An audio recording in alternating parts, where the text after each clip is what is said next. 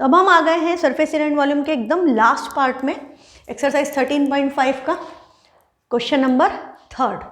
तो question number 3 का concept क्या है, ये आपको क्या नज़र आ रहा है, ब्रिक्स है और एक टैंक है, टैंक में पानी भरा हुआ है और अब हम इस टैंक में, ये जो टैंक है इसके अंदर पानी भरा हुआ है यहाँ तक। हाँ, अब हम इसके अंदर क्या कर रहे हैं, हम इसके अंदर ब्रिक्स डालेंगे। अब यदि हम ये ब्रिक्स डालेंगे तो ऑब्वियसली ब्रिक्स क्या करेंगे, अपना पानी एब्जॉर्ब करेंगे। यदि हम इसके अंदर ब्रिक्स डाल देंगे they will absorb some water. तो हमारे क्वेश्चन में क्या बोला है कि वो अपने वॉल्यूम का 1/17 टाइम्स वाटर एब्जॉर्ब कर लेंगी। और एक्चुअली क्या होता है, जब आप ब्रिक डालते हो तो वाटर का लेवल थोड़ा सा इंक्रीज होता है, पानी का लेवल थोड़ा ऊपर आएगा, पर बिकॉज आपने उसमें ब्रिक खुद पानी एब्जॉर्ब कर रही है इसलिए आपका लेवल डाउन हो जाएगा, तो वो वापस ऊपर जाएगा नीचे जाएगा, ऐसे करते करते आपको टैंक को कंप्लीटली फिल करना है। ठीक है, तो क्वेश्चन इस कंसेप्ट पर है कि हमको इस टैंक को कंप्लीटली फिल करना है। तो हम इसको देख लेते हैं एक बार, थोड़ा सा आपको आइडिया लग जाएगा कि आप इसमें उठा करके यदि हम इसमें ब्रिक्स डालेंगे तो ये तो बहुत छोटा टैंक है, आपका जो टैंक के केस में वो ज़्यादा बड़ा है और ये पूरी ईंटें भी नहीं डाल रहे हैं, बट द थिंग इज़ कि आप इस तरह से इसमें ब्रिक्स यदि डालते जाएंगे तो वो वॉल्यूम, वाटर का वॉल्यूम राइज होगा, बट बिकॉज ब्रिक्स पोरस है, मिट्टी से बनी होती है तो खुद पानी एब्जॉर्ब कर लेती हैं, तो ये पानी एब्जॉर्ब कर लेंगी तो वॉल्यूम वाटर का फिर से थोड़ा सा डाउन हो जाएगा। तो हम इसमें कितनी ब्रिक्स डाल दें ताकि इसका लेवल पूरा ऊपर तक भर जाए। हाँ, कंसेप्ट क्लियर है क्वेश्चन का कि पूरा ऊपर तक टैंक फुल हो जाए, हमें कितनी ब्रिक्स डालनी पड़ेगी, number of bricks are required to be calculated. तो अब एक काम करें, क्वेश्चन को पढ़ें, वीडियो को पॉज करें और अपने आप सॉल्व करने की कोशिश करें। तो सॉल्व करने की कोशिश करो पहले खुद, उसके बाद यहाँ आकर के सॉल्यूशन चेक करो।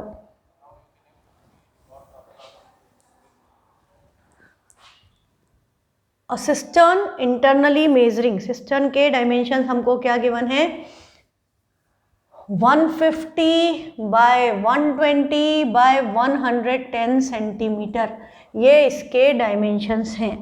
ठीक है, अब हमको इसमें बोला है, अब हमको इसमें गिवन है कि इसमें हम ब्रिक्स डाल रहे हैं, ब्रिक्स के डायमेंशन, हाँ ब्रिक्स के भी डायमेंशंस हमको गिवन है।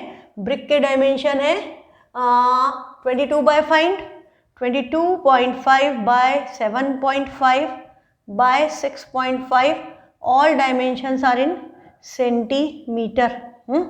7.5 6.5 सेंटीमीटर, ये भी सेंटीमीटर में, ये भी सेंटीमीटर में। फिर हमें कह क्या रहा है कि पानी कितना ऑलरेडी जो भरा हुआ है वो वाटर आपका कितना है, दैट इज 129600।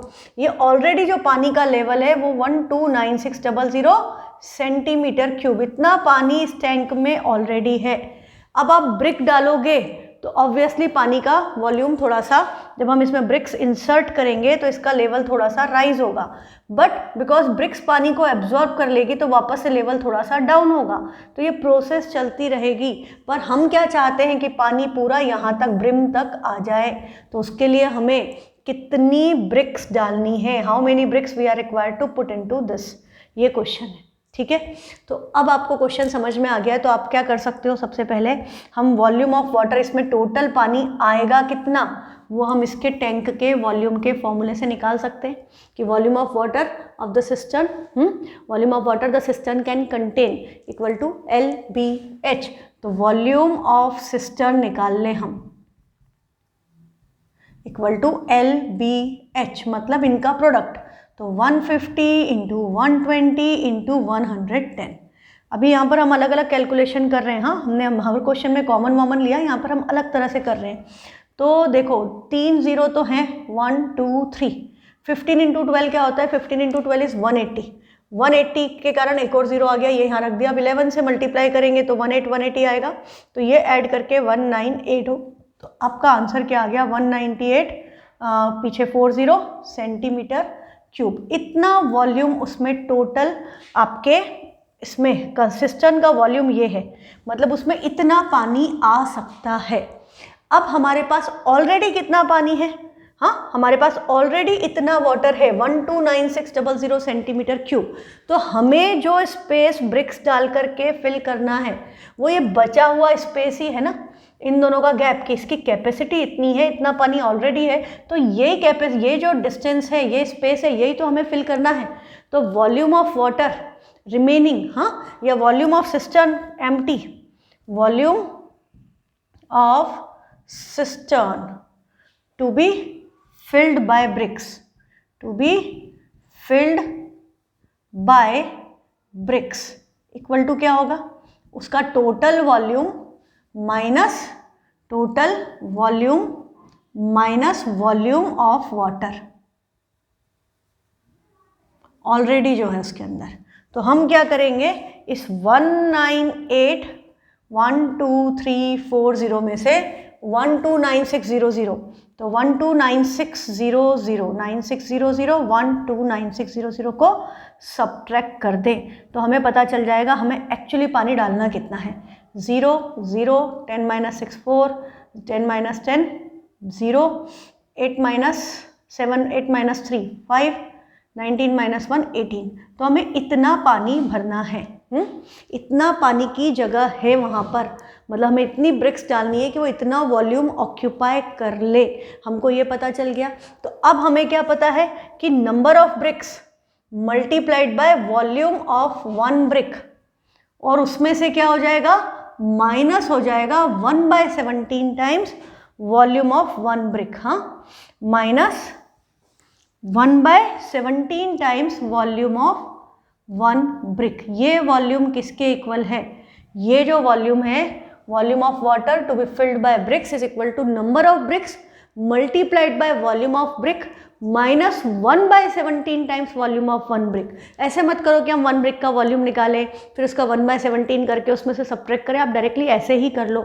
तो वॉल्यूम ऑफ वन ब्रिक को यदि मैं v लिखूं तो ये v माइनस 1/17 टाइम्स v है, and as it is LCM लेंगे तो 17v माइनस v अपॉन 17। बेटा आप इसको डायरेक्टली सॉल्व करके लिख सकते थे कि 17 - 1 क्या बचेगा, 16/17 टाइम्स वॉल्यूम ऑफ ब्रिक।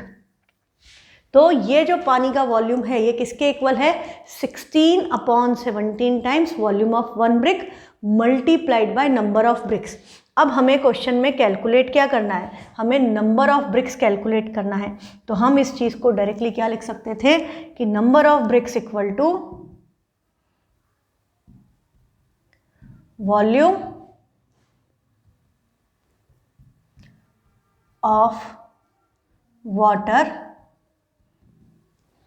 देखो अब मैं पूरा एक स्टेप में समझा रही हूँ आपको, हाँ, यदि मैं इसको डायरेक्ट करती तो हम क्या लिखते इसको, हम इसको लिखते volume of tank minus volume of water in tank. हाँ, मैंने पहले सब चीज़ें अलग अलग कर दी, अब मैं उसको कंसोलिडेट करके एक साथ बता रही हूँ। यदि आपको ऐसे लिखना हो तो आप डायरेक्टली लिख सकते हो कि number of bricks equal to volume of tank minus volume of water in tank divided by volume of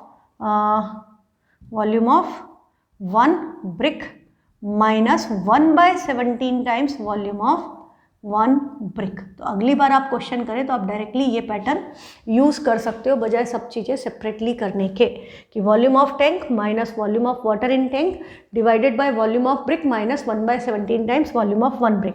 फिर हम यहाँ पर वॉल्यूम ऑफ ब्रिक के लिए हम रखते LBH minus volume of water हमको दिया था 129600 divided by volume of one brick, और इसको हम सॉल्व कर देते तो ये हो जाता 16/17 times volume of one brick. हम इसको डायरेक्ट ऐसा लिख सकते हैं, 17 वॉल्यूम ऑफ एक ब्रिक है और माइनस 1/17 टाइम्स भी वॉल्यूम ऑफ वन ब्रिक है, तो 17 - 1 16/17 times volume of one brick number of bricks equal to, है ना।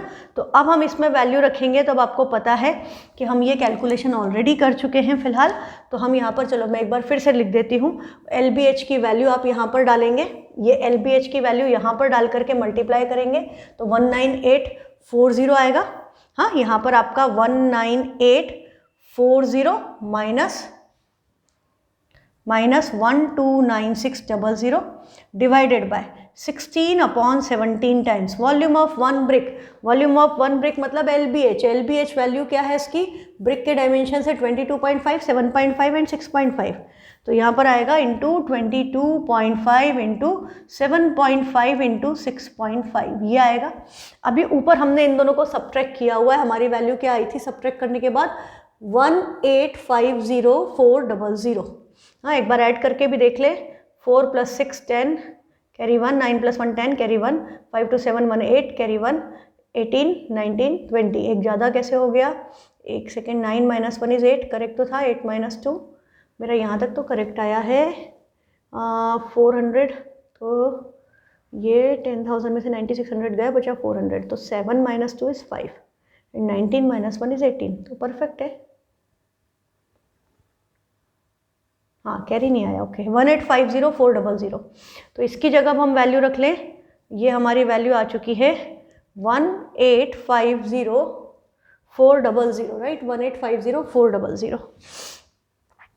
और अब हमको ये कैलकुलेशन करनी है, ठीक है। तो अब हम डायरेक्ट कैलकुलेशन क्या करेंगे, ये डेसिमल हटा 1 2 3, तो ऊपर क्या आ गया 1 2 3 zeros। अब जो जो कैंसिल हो रहा है उसको कैंसिल कर दो। तो सबसे पहले 25 से कर दें, 25 3 × 75, 25 4 × 100, ये आ गया 40। अब 5 से डिवाइड होता है, 5 8 × 40, 13 5 × 65। अब 225 जो है 15 का स्क्वायर है, ये 16 गया, 8 1 × 8,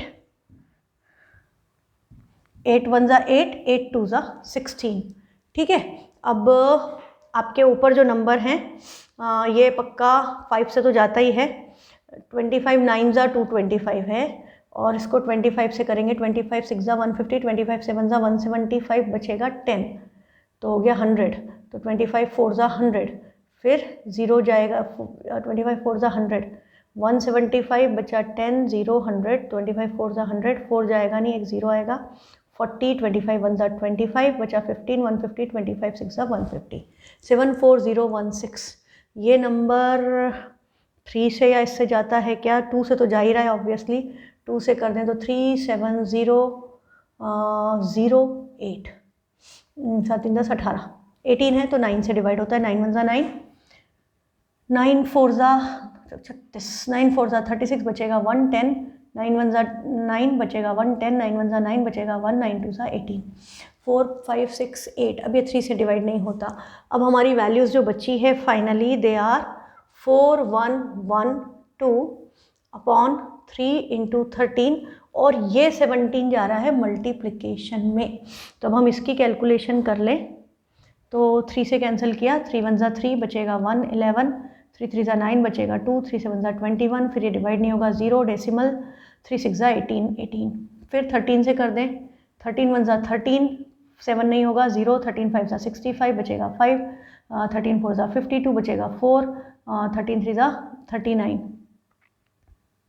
105.43 को 17 से मल्टीप्लाई कर लें, तो 17 3 × 51 बचेगा 5, 17 4 × 68 और 5 73 बचेगा 7, 17 5 × 85 और 7 हो गया 92 बचेगा 9, तो एज इट इज़ 17 1 × 17। तो आपका आंसर क्या आया 1792.31। हाँ अभी डेसिमल में है तो हम इसको अप्रॉक्सीमेटली लिख देंगे 1793, हाँ 1793 ब्रिक्स या 1792 ब्रिक्स।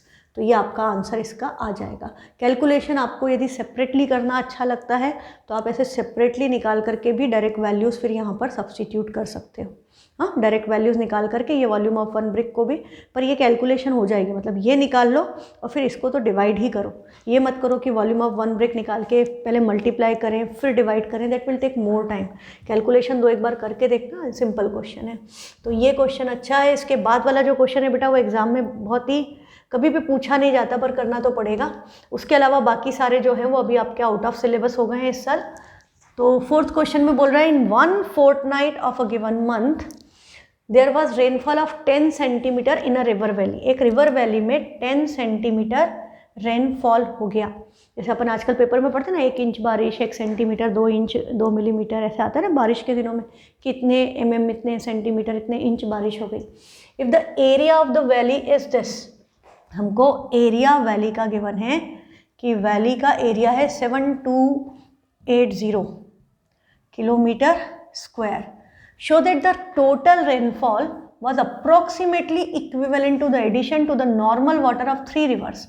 3 रिवर है जिनके डायमेंशन दिए हैं, वो बोल रहा है कि ये जो बारिश है और 3 नदियाँ जो पानी लाती है वो दोनों आपस में बराबर है। तो हम क्या करें, हम ये टोटल रेनफॉल कैलकुलेट करें। तो टोटल रेनफॉल इक्वल टू क्या होगा, एरिया मल्टीप्लाइड बाय कितना 10 सेंटीमीटर बारिश हुई हाइट, तो ये आपका क्या बन जाएगा, वॉल्यूम, कितना पानी बरसा इसका वॉल्यूम हो जाएगा। तो अब हम इसमें एरिया आपका 7280 ये किलोमीटर से और ये 10 सेंटीमीटर सेंटीमीटर है, तो unit should be in kilometre. तो हम इसको डिवाइड बाय 100 करेंगे तो ये क्या हो गया मीटर, मीटर को किलोमीटर में करना है तो डिवाइड बाय 1000। तो आपको क्या दिख रहा है कि 2 0 तो आपके कैंसिल हो रहे हैं यहाँ पर। अब ये 1000 है तो यहाँ डेसिमल लग जाएगा, तो ये सीधे क्या हो गया 0.728 किलोमीटर क्यूब। इतना आपकी बारिश का जो वॉल्यूम है वो कितना हुआ 0.728 किलोमीटर क्यूब। ठीक है, अब हम इसको ये निकाले 3 रिवर्स वाला निकाले, तो अब हमको नेक्स्ट पार्ट में हमको निकालना है 3 रिवर्स का कितना पानी आया। तो वॉल्यूम ऑफ 3 रिवर्स, तो वॉल्यूम क्या होगा LBH, और 3 रिवर्स है तो multiply by 3, volume of water brought by 3 reverse is 3 times LBH। तो 3 लेंथ है आपकी 1072 किलोमीटर, ये 75 मीटर, तो डिवाइड बाय 1000 हो गया किलोमीटर। 3 मीटर तो 3 इज ऑल्सो डिवाइडेड बाय 1000 हो गया किलोमीटर कन्वर्शन। अब देखो क्या क्या कैंसिल हो रहा है, कुछ भी नहीं हो रहा है, हाँ मल्टीप्लाई ही करना है आपको। आप थोड़ा कैंसिल कर सकते हैं क्योंकि ये 25 का टेबल है, 25 3 सा 75, 25 4 सा 100 0, ये नंबर 4 से डिविजिबल है, 4 2 सा 8 या 2 से करें नहीं हाँ 4 से, 4 2 सा 8 बचेगा 2 27, 4 6 सा 24 बचेगा 1, 4 3 सा 12,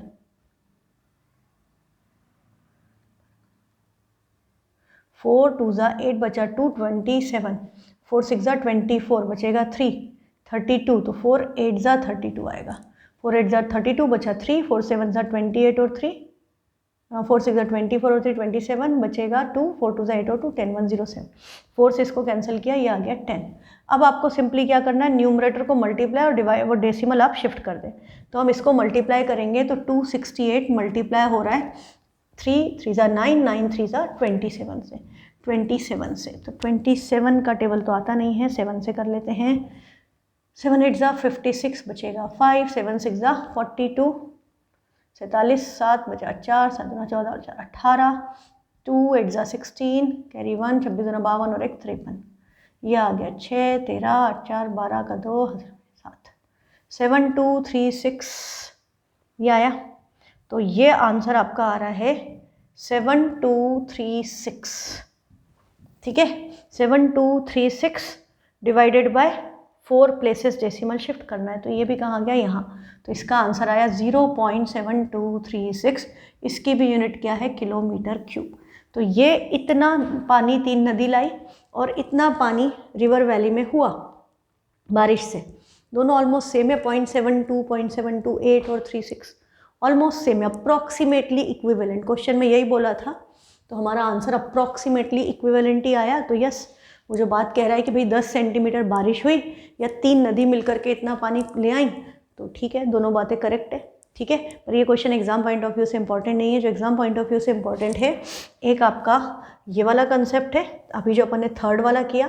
सेकंड में से आपको कुछ पूछा जा सकता है, यदि 1 मार्क का क्वेश्चन पेपर में 1 मार्क के क्वेश्चंस आते हैं, तो इसमें आपसे ऐसा पूछा जा सकता है कि जब हमने उसको राइट ट्राइंगल को रिवॉल्व किया, हाँ हमने राइट ट्राइंगल को हाइपोटेनियस के अलॉन्ग रिवॉल्व किया, ये 3 ये 4 ये 5, पहली बात तो शेप क्या बना, तो आपका शेप डबल कोन है। 4 और 3 क्या फॉर्म कर रहे थे, स्लांट हाइट, और 5 आपकी दोनों हाइट्स का सम था, और ये रेडियस हमने किससे निकाली थी, सिमिलैरिटी से। हमने इन दोनों ट्राइंगल्स को सिमिलर किया था, एक बार हमने ये वाला ट्राइंगल लिया और एक बार हमने ये वाला ट्राइंगल लिया, तो इन दोनों में ये एंगल कॉमन है, इसमें ये 90 है, इसमें ये 90 है, तो डबल ए से ट्राइंगल सिमिलर। CPST से हमने रेडियस निकाली थी, उसकी value I think 12/5 something I थी कल, हाँ, और इसमें आपको यही पूछा जा सकता है कि स्लांट हाइट क्या है, रेडियस क्या है वगैरह, या शेप क्या बना। और जो फर्स्ट कंसेप्ट था आपका ऑप्शनल का, उसमें एक और क्वेश्चन बन जाता है, जैसे आपको बोला कि एक सिलेंडर है।